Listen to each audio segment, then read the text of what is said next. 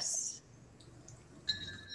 Hello and welcome. Welcome to our Nuggets training event.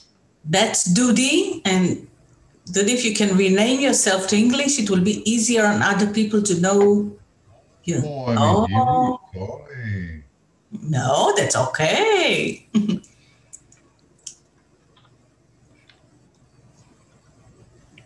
All right. We've got, this is Anit coming. I see a wonderful marina view. Yes, and I just, all right. So I accidentally closed my presentation. Yeah, okay. So we'll wait for it. Again. Yeah. Hello, Amit. Good evening. Hi. Hi. So we have 3 or 4 time zones here at the moment. Question. I have a question. Yes. Do we get at the end of this session a freebie? Everybody get a yacht? Well, there is an interesting freebie that our friend Kurt could talk to you about this. You know how every meeting always requires a really good counter, a timer to get people back to their sessions or get them started on time. Kurt, do you want to take a minute and just talk about our about your breakpoint timer? Thanks for the opportunity, Linda.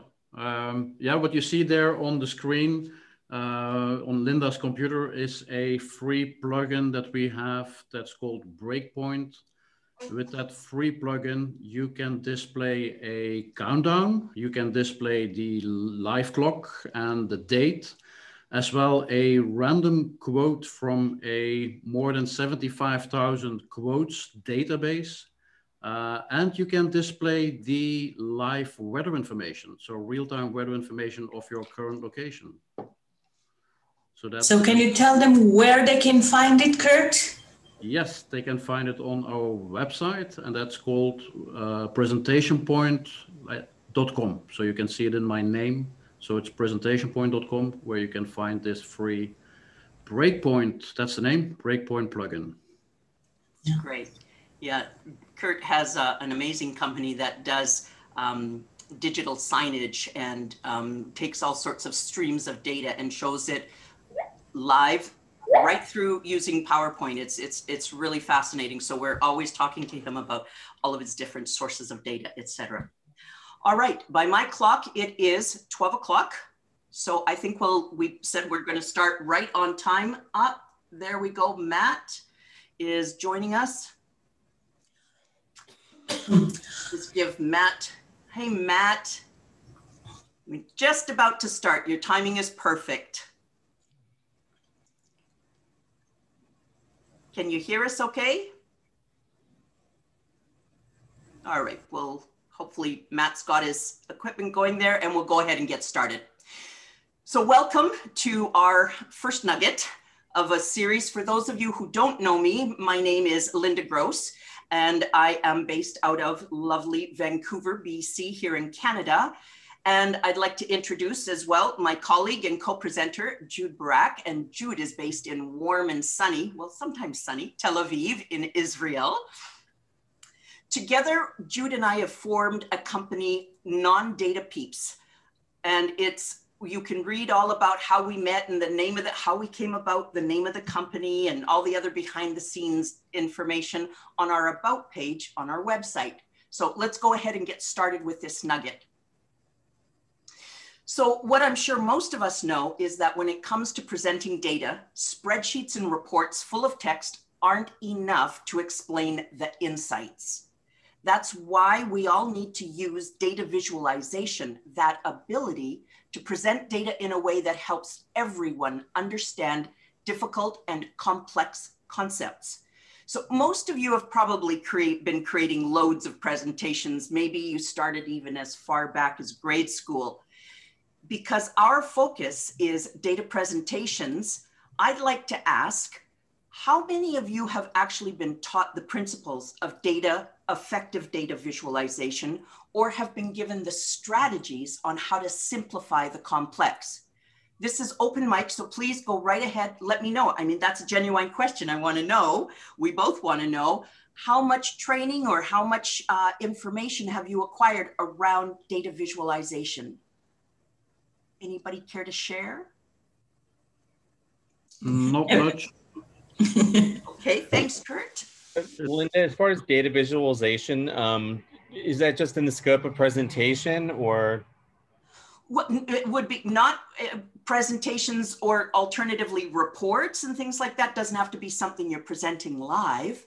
Yeah, because I know with grad school, our PowerPoints, I mean, they gave us guidelines: no more than 5 bullets, no more than a certain number of words, no more than a certain number of words per line, no more or no smaller than a certain font size, just Right. in no certain colors. So nothing more than that. And Okay. like with scatter graphs and things like that, those are difficult to work with, period, I think. But. Right. Okay. That's great to hear that grad school is providing what we consider the basic elements of a presentation.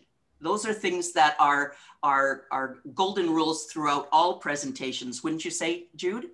Yep, I agree. I wish they would do the same about data, but that's something else.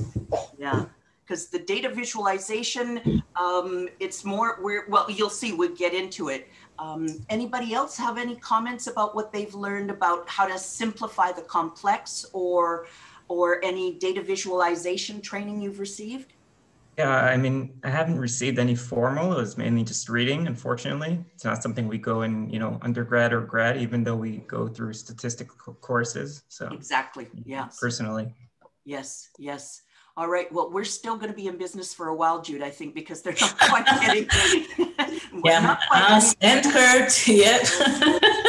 Yeah, it's, and I mean, you can all appreciate that we're moving so rapidly to everything digital. I mean, it's astounding because, of course, COVID. So, so that's why we want to present this information, and we'll get right into it. So what we're asking here is, how many times has the focus, when you've sat down and started to work on your presentation or put together your data, how many times has the focus been, I'm going to make this as easy as possible for my audience to understand and be able to follow me step by step so that they arrive at the same insights? What Jude and I always say is, or realize, is that when you're presenting to your own people, no problem. They're going to understand and catch the data as quickly as you do. It's when you present to non-data peeps. It's when you present to that CEO or those board members or the community that doesn't grasp the data as quickly as you do. I wanted to share with you that here at Non-Data Peeps, our teachings and our techniques, all of the information we share with you is informed and shaped by neuroscience. After all, this is the field that examines the brain and its impact on behavior and cognitive functions. Basically, it's how people think. So neuroscience can be extremely valuable when you want to share a message with people and have it land well. For example, neuroscience has conducted tests and tells us that 48 hours after attending a presentation, most people will only remember 10%. And even worse, that 10% is random. It's not necessarily the 10% that you think is so important. Using the results from AV, audiovisual testing in a lab, neuroscientists can also tell us that using stories increases participant engagement. They're more interested, more focused by up to as much as 22 times more. It doesn't take a scientist to tell us that when people are interested and enjoying a presentation, they're going to remember it better. So today we're going to show how you can create these data visuals for faster and easier understanding. And we're going to step you through how to discover the story behind these numbers. These two skills are so important and will make it easier for your audiences to not only understand you, but appreciate your message and therefore remember it. So you've probably heard lots of buzz about stories. As I just mentioned, lab research shows us that using stories is a very effective tool. It increases that audience participation and engagement. So like, what kind of stories are we talking about? That's what we hear, right, Jude? That's what we hear when we talk to our clients about storytelling. What's this word storytelling? Yep. Exactly. So there are lots of types of stories. As a matter of fact, you're surrounded by stories every single day. Rest assured, we're not going to quite delve into Little Red Riding Hood yet. So different kinds of stories. There's entertainment stories. The books you read, the movies you watch, TV shows you follow, they all have stories. Think about the last time you had a family gathering. There's all sorts of stories in a family, stories about Uncle Fred or your grandparents or your parents. No shortage when you look at the news of business stories, Elon Musk, Steve Jobs, Jeff Bezos, on and on and on. There's tons of stories that surround us on a daily basis.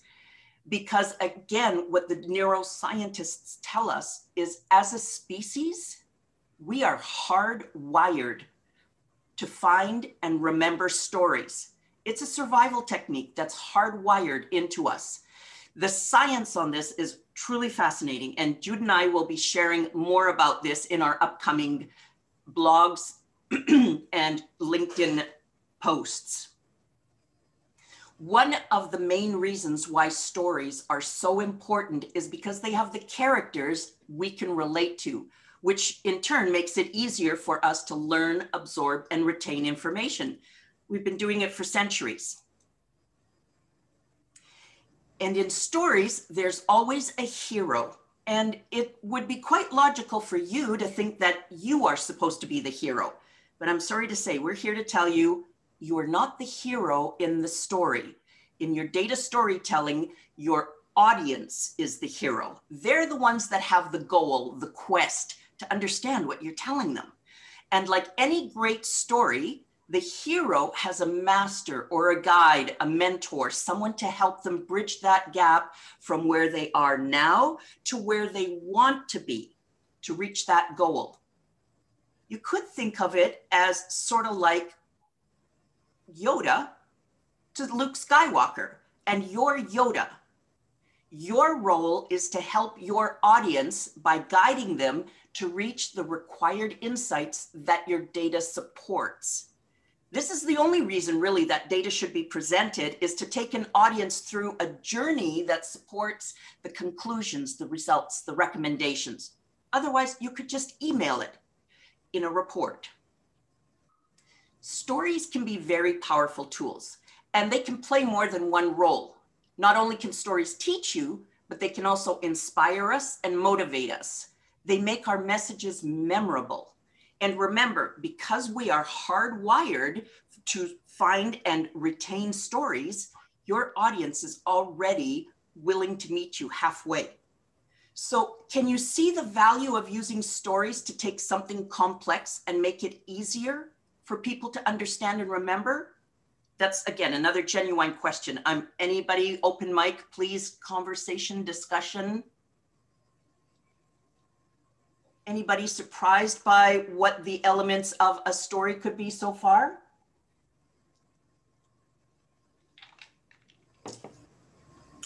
We'll show them at the end. Very good. Yeah. All right.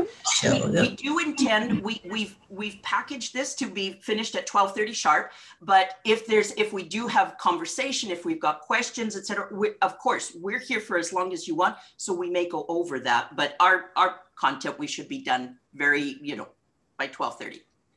Okay, so I did say that we weren't going to talk too much about Little Red Riding Hood, but let me share just one aspect of children's stories. Stories can share, as I said, are very effective at teaching a complex message. So consider that Little Red Riding Hood was a very simple way to tell small children who don't read and don't know how to assess their surroundings or environments very well, to teach them how to be very careful with strangers who might masquerade as a friend when they can actually be very dangerous. Quite a useful little life lesson, don't you think, wrapped up in a children's story? So the reason I'm telling you this is so that your brains start to look for stories and you start to build a story library. They work, again, because we're hardwired. So let's see how we can use this technique in data storytelling. So again, yes, lots of people have heard about data visualization or data viz, as you know, as the peeps call it. However, just because data is visual, just because you've got it on the screen, doesn't mean that a story is being told. So first of all, what we see and what we hear lots of times from people is that pasting an Excel spreadsheet, especially if it's a pivot table, well, isn't that visualization? No, it's still just raw data. There's no insights. I have to sit and figure it out myself. I'm not able to see what conclusions did you come to. We see too many presenters just take data from Excel and paste it into PowerPoint, which we all know. I'm hoping that if you're here, you know that that's just a big no-no. Another misconception. Sorry, did somebody have something to say? No? Okay. Another misconception that we hear quite often is that by visualizing that data, creating a chart or those different plots, graphs, etc., that is storytelling with data. But again, data viz only works, can only tell a story when it's been crafted with a story in mind. So yes, a chart is a big step forward from just showing the raw data, absolutely. But sometimes a chart can be just as confusing and unclear, especially if you're presenting to non-data people.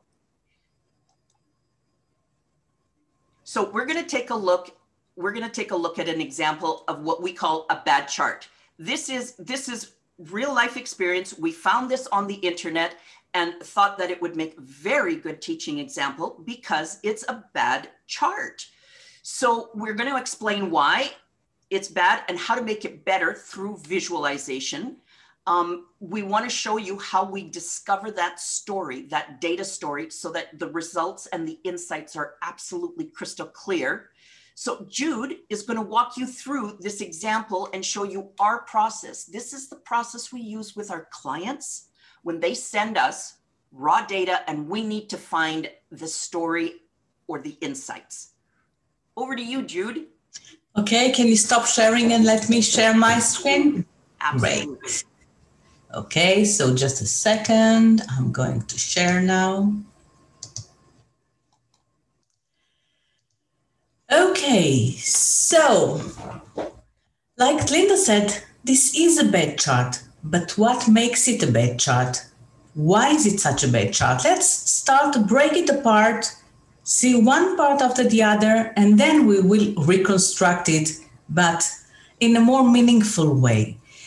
Again, I just want to put the emphasis for data people when they see that, and I think I could see Matt, if I'm not wrong, looking at the data. So maybe for some of you, it's not that bad, but we always have in mind our audience. We need the audience to understand what's here, not other data people. For other data people, go ahead and do them as complex as possible and show off with all the skills. But now let's see why for non-data people, it's such a bad chart. So we'll start with looking at, this will be our first step, is just to look at the title and try to understand what we're talking about. So does this title say anything? Does it merely describe data, or can we actually learn something from the title? In this case, I don't think we can learn much. Another part, next, we do really need to see the axis. Why? I mean, the same numbers we have as labels. So why do we need the axis as well? It's just redundant, is what we called chart junk or clutter. Another part we take a look, this is the third consideration, is the legend. Is the legend clear? Can we just have a look at it and see what the data components are? And if we're already at the bottom of this chart, how about these labels? The labels on the numbers, are they clear? Are they easy to read? Not really. Black text on top of bright blue, and this is probably Excel's default colors. Very hard to read. We can't read the numbers, we can't see. Furthermore, do we know what units are used here? What are these numbers representing? Quantity, total of units, some currency, what currency? So in this case, we do have the title saying that it's units, but we had to go back to the title and see what the numbers represent. I would love to have, at least on the axis, if we already have it, to at least have a title saying what we're seeing, what the numbers represent. So the fifth step is to understand the special editions. We have some special editions here in the form of arrows. Why are they important? Why are they there? What's their meaning? What's their meaning to the data? What they contribute to it? So we turned our attention to the text portion, the analysis finding. Wow, was that a big struggle? As we mentioned, we found this chart online. We wanted to tell you that it took us several times to read to realize that 12 months and 48 months are the purchase types and not a period of time. I kept looking for the 24 months because I could only see 12. So it took us a while to understand. Okay, so now that you've seen all these components, please open your mics and tell me or tell us what is the story here? What do you think the story is behind this data? Can anybody guess, please? Don't be shy, come on. A drop after a certain event. A drop after a certain event, okay. Wow, guys, if you're data people and you're finding it hard, just imagine what happens to non-data people who just see that and just go numb. So yeah, it's not an easy chart to understand. We figure that the story is really here in that part, the analysis. But now we're trying to discover the story, and let us walk you through in how we took it apart and now how we're going to combine all this information and see and try to understand what the story. Okay, so let's look at the legend. We see that the stack bar represent, the purchase types. It says cash, 12-month lease, 48-month lease. Then the line shows the totals. It was black, now I just emphasize it in red. What else can we see? In the analysis findings, we can see that something dropped by 26%. We can see that something else dropped by 36%. We can easily see that something grew by 10%. All this happened within 12 months between August 2019 and July 2020. Something happened in October 2019. There was some report of some sort. And then something to do with COVID happened in April 2020. I think that this is the first thing that we all understand. Yes, COVID, April 2020, we do know something about it. So how can we simplify it? How can we make it more user-friendly, if we can call it this way? What we could do is just take the totals for the first scene, for the first part. To take these totals, we don't need to show all the numbers. We don't have to show all the 12 labels. We can just have the axis. Again, give it a title, give the axis a title so people know that we're talking about the units that were sold. And then we can add the labels only where they mean something, when there was peaks, when there are drops. We need to address and find what impacted the totals. Why do we see these shapes, this shifting in the numbers? So we can see that there was something in October. Does a report really impact the data itself? I don't think so. We don't think that it has any relevance to the reasons for why these numbers changed. Does COVID have an impact? Well, sure. We know that it had impact everywhere in the world. I don't think there's even one state in the world that wasn't impacted by COVID. So let's give it a place here in the chart to show people what we call BC and AC, before COVID and after COVID.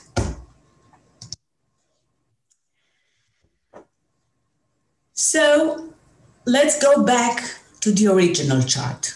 We've taken care of the top part, yes, on the total number, the arrows. Let's now take a look and address the bottom part, the findings, the data component itself. From the analysis, we know that we're referring to the data, but the color sections of the bar, plus the 20 whimsy size and color of the data numbers make it impossible to easily read and understand. Furthermore, we can't really see the change over time in the orange and gray series. We can see the totals shifting, we can see maybe the blue series, but we don't see the other ones. So what we would recommend here is to go to a slope chart. A slope chart is something so easy to create and so much easier to understand and to realize. So we can see, so the first series, in this case, it is the middle series, but we took it to the top, the orange series. It's a 12-month list and it dropped by 26%. The second series, it's the gray one, that's the 48-month. That one dropped by 36%. We have all the data, but we can see each of the series on its own. And then we can see that the blue series, the cash flow, that one went up by 10%. This is the same story, the same data, but what a different story. Here we can see something, we can realize it, visually realize what happened.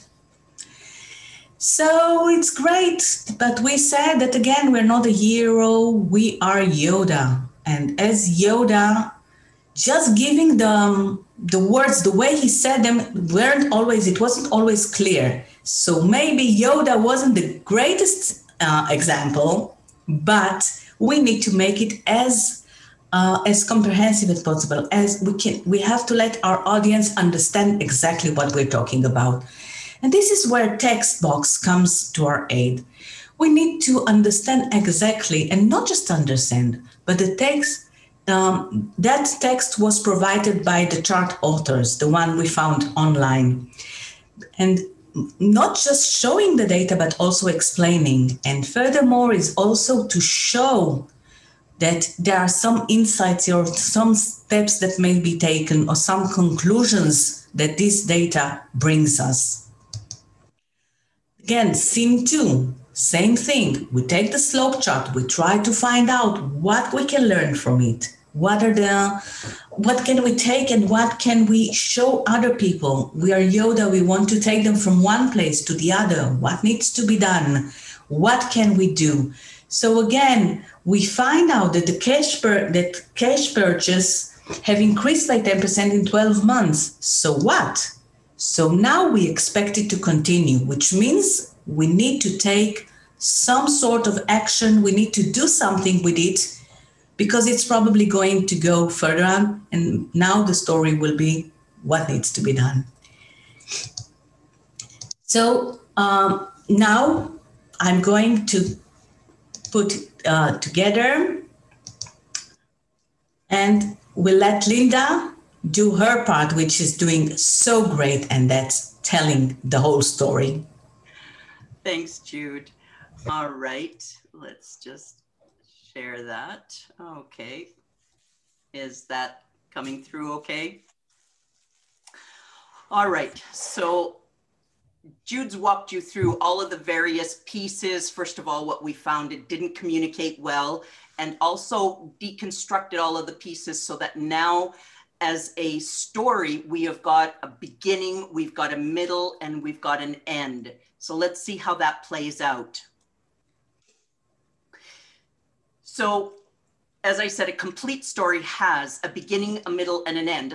How many times have you sat in a presentation and somebody starts presenting their information and you feel like, whoa, wait, where did you start? And it feels like they jump into the middle, or sometimes they're so excited about their conclusions, they start at the end without walking you through.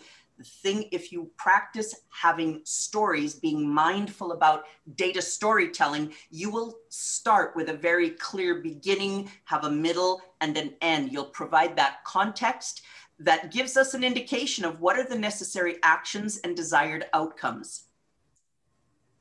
So this is the complete story from beginning to end, but it's missing one thing. And if you think about books, what every great story needs is a title.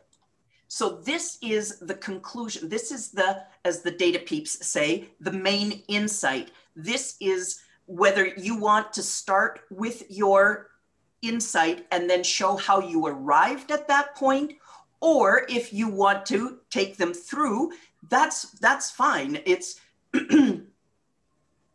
it's up to you. So let's talk about delivery for just a moment.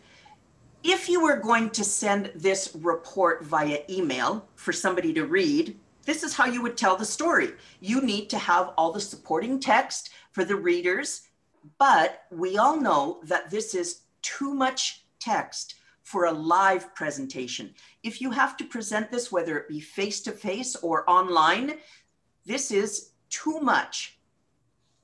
Giving a live presentation requires a shift in your role. You are no longer Yoda, the mentor. In a live presentation, you are now Sir Richard Attenborough, the great narrator, taking people on a step-by-step journey. And like a great narrator, you control the flow and the pacing of your story.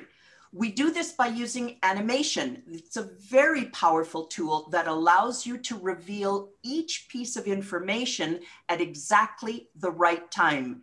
You make sure you're given time to elaborate your points, and you don't let your audience read ahead or guess at what is significant. As narrators, we're going to talk and replace all of that text that was on the previous screen. First, you would set up the scene, telling them what they're going to see, show the axes, and clarify we're looking at total sales over the past year up to this point. Now, for here, you have to pretend now that you're in July of 2020. Then you start the journey. You might say something along the lines of total units or total units sold are down 27 or 22.7% and down 23% since the impact of COVID lockdowns in the US. Then the next step of your journey. We see that the COVID impact caused a sharp decrease in the number of units sold as of July, et cetera. You can expand on that as much as you want. So now they know the big what. Now it's time to explain the how or the why. You would set up the next scene. So now we're going to look at what actually happened in our various purchase types and how the purchase type composition evolved over time. You would click through each one of these data sets, explaining very much like Jude just went through previously and told you. You would explain as much here as necessary. And then it's time for the big wrap up. You'd summarize and say, this is your insight. As a result of the market access and financing, the 12 and 48 month leases are decreasing in utilization, and cash purchases have increased by 10% in the last 12 months. We expect this to continue. So what this means, that's the way that you can present your big insight, your big aha. What this means is that COVID has greatly impacted our consumer behavior.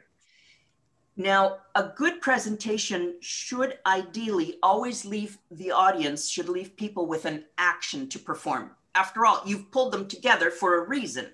So whether it be new knowledge or to go to a location and click on a website, purchase something, take an action. In this case, we would want to ask them what the big question is how does this impact our go forward strategy? then because by now you've got their attention, you've stepped them through this journey, and you can recommend what you think needs to be done. And that, my friends, is how you tell a story. Can we take just a moment and see if anybody's got any comments, questions? Open mic time. Thank you very much. Is the concept, is there anything new there for you? I think what all the stuff you've said makes absolute sense. And what comes across to me is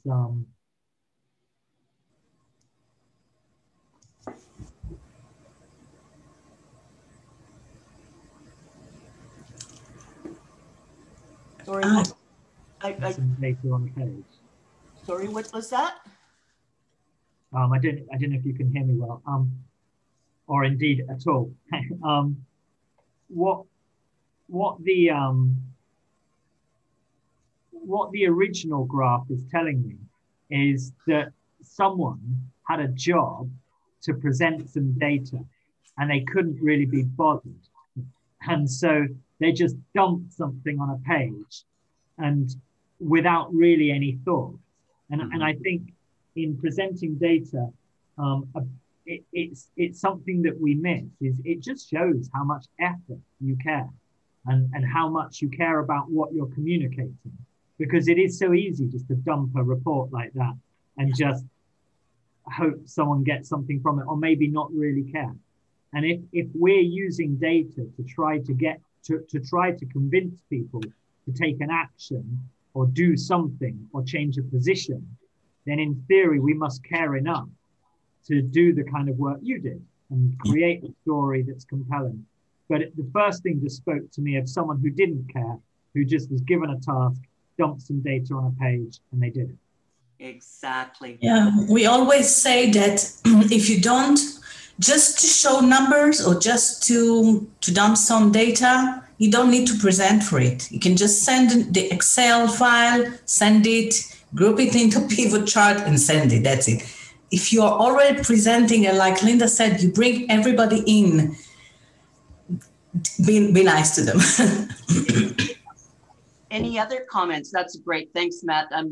I'm so glad that we hit the point as far as, yes, being able to show this is what needs to be done. If you care enough to really move the needle forward, right? You need to be able to do that kind of work. Anybody else have any comments? Is this anything new here? Any? Yeah, great overview, great insight. It's true that we all have data in databases and spreadsheets, and as you showed on the first slide, people just dump a spreadsheet on a slide and then that's it. So yeah, they are already very enthusiastic when they can reform that chart, that spreadsheet data into a simple chart and then display that chart on a slide. Yeah. And typically there it ends, and you have to go further because you have to bring that story and that message, and you have to isolate data. No, exactly. Very important. Yeah, no, great. Thanks, Kurt. Well, we believe that this is an area that is overlooked, and that especially with everybody having to work much more remotely, online, presenting information, that this is the message that this is the drum that we're beating for the next while. What you're looking at right now is our schedule of upcoming. We want to continue with these 30-minute sessions and continue offering these. This is what we're looking at over the next 6 months to be presenting. We would love to have feedback from you, please. I forgot to put the sound off on that. We're going to send a quick survey out, and we really want to know, was this useful information? If we send it to other people, do you think that'll hit the right note to them? Did you find the 30 minutes is enough? Do you think we should do them longer, do them shorter, anything like that? Or is 30 minutes kind of the sweet spot to take one topic and focus on it? What do you think of the schedule? You can see our site. We are located let me just go to our contact information. We are at this site, nondatapeeps.com. You can go to our events page if you want to look at the schedule in more detail. If you have any suggestions, that's why we invited you. You are trusted colleagues, people whose opinion matters to us. We aren't here to sell you a whole bunch of stuff. We want to share with you what we do. Do you think it's valuable? Can you make any suggestions for us to more tightly focus the information we provide? So we'll send you that survey along with the link to the recording. Anybody who ever answers a survey for us, the next course is always free to them. So if that's a little incentive to give us your response, thank you so much. I know all of you are busy. Thank you so much for taking the time to attend, to have this be live. We appreciate your interest and your well, what can I say? I get choked. Thank you. I just want to ask another thing with the survey. If you have ideas or things that you would like us to talk about, things that we didn't write them yet, because we like to do it and we like to talk about it. So just say what you want and we'll make it happen. Yeah, I think when Jude says that we haven't written them yet, I think you can derive from that we're highly responsive to our audience. So yes, we have tons of ideas and we'll carry on. Continuing to make sure if, seeing if does this fit. But if you've got suggestions, if there's challenges you see that people are not sharing their data correctly, especially for those non-data people, let us know. We'll make that a course. We'll do the heavy lifting. We'll teach people. So any sort of beefs or complaints or irritation, pet peeves, let us know. We'll see if we can address that. Yeah. All right. Well, with that, I think we are ready to call it a wrap. Thank you again. Our QR cards, if you want, our codes, if you want to get hold of us, or you can find us at nondatapeeps.com. Are you all okay if we invite you to the next one? Sure. Yes. Great. Wonderful. Lovely. All right. We'll stay. If anybody's got questions, we'll stay for as long as anybody's got questions. So we'll be here.